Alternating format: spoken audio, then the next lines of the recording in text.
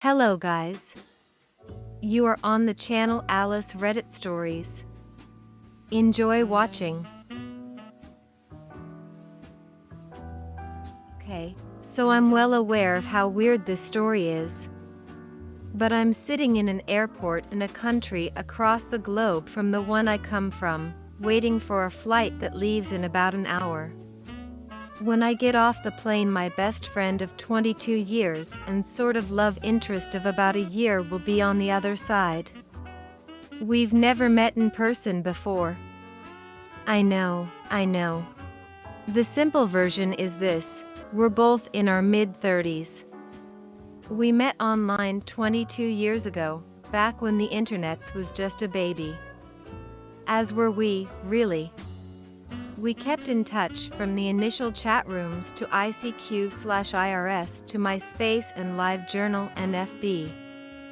We both have histories of trauma and addiction, but because we've known one another so long, we've gotten each other through. We know things about one another no one knows. We've been friends all this time, but in the last year or so started video chatting every day, and it became something else. I know how weird it is to say you love someone you've never met, but it is what it is. Sometimes on video chat, if I fall asleep, he reads for a while or does his own thing because he knows I have nightmares. And if I wake up, he reads to me so I can go back to sleep.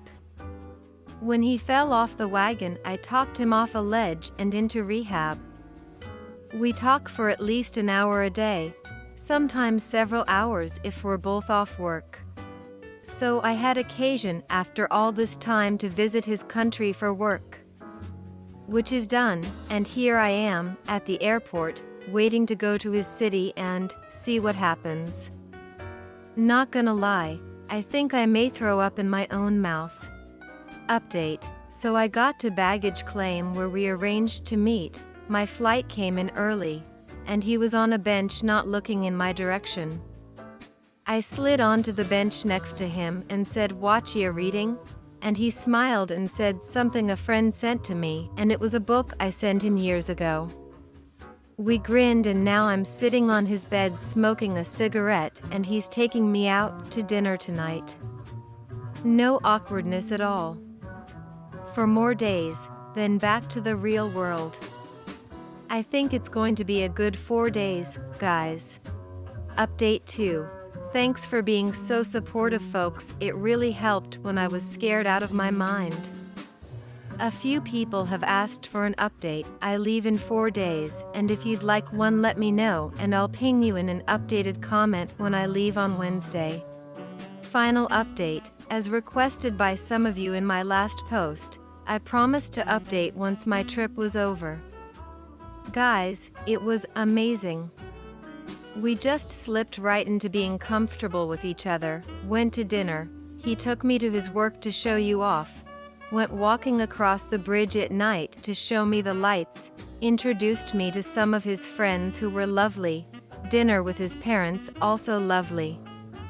Went to the local bar and put a bunch of 9 Inch Nails, Ministry, Cannibal Corpse and Joy Division on the jukebox in amongst all the R&B that constantly played, and giggled like small children when people got mad and a little confused. In between those things, we just stayed in bed, binge watching Black Mirror or sleeping or reading to each other. My flight left at 7 a.m. on the last day, so we had to be at the airport at 5, so the last night we just stayed up. He didn't want to talk about my leaving. I heard him say at one point to himself when I was packing, "I'm not ready for this." I slept through the night for the first time in years. When I did wake up with night terrors on other nights, he told me it would be okay, and I went back to sleep. He took me to the airport and was shaking when he walked me in. I could feel it in his hands. We stood for too long, then was polite in the airport, forehead to forehead, sometimes kissing, sometimes just breathing in each other's breath. Then I left. And now, over 24 hours and 5 flights later, My plane is about to land back home, and I'm silently but ugly crying on the plane while I type this. I don't know what to feel about the whole thing. I don't know if or when we'll see each other in person again. I asked him if he wished we'd never done it given how much it fucking hurts now, and he said absolutely not, that he wouldn't give up those days for anything. I dunno, guys. I didn't want to leave. I want to go back.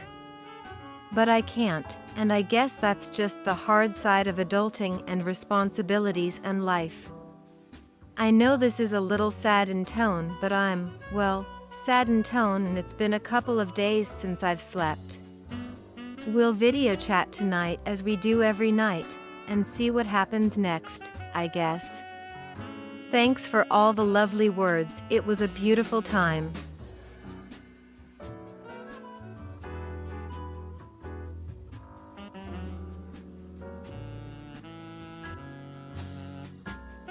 I'm currently crashing with a couple I know until I find a new place. They have sex very loudly above me, and I love it ***. Long story short, I, 26F, am staying with a couple I know, 25F, 35M, until I get back on my feet. They are lovely folks and super generous and nice.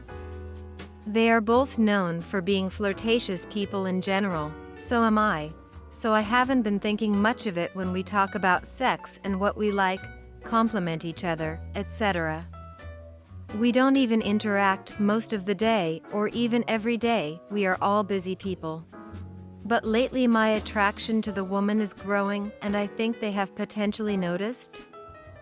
He keeps pointing out her most attractive features out loud when I'm around, discussing her amazing chest and curves.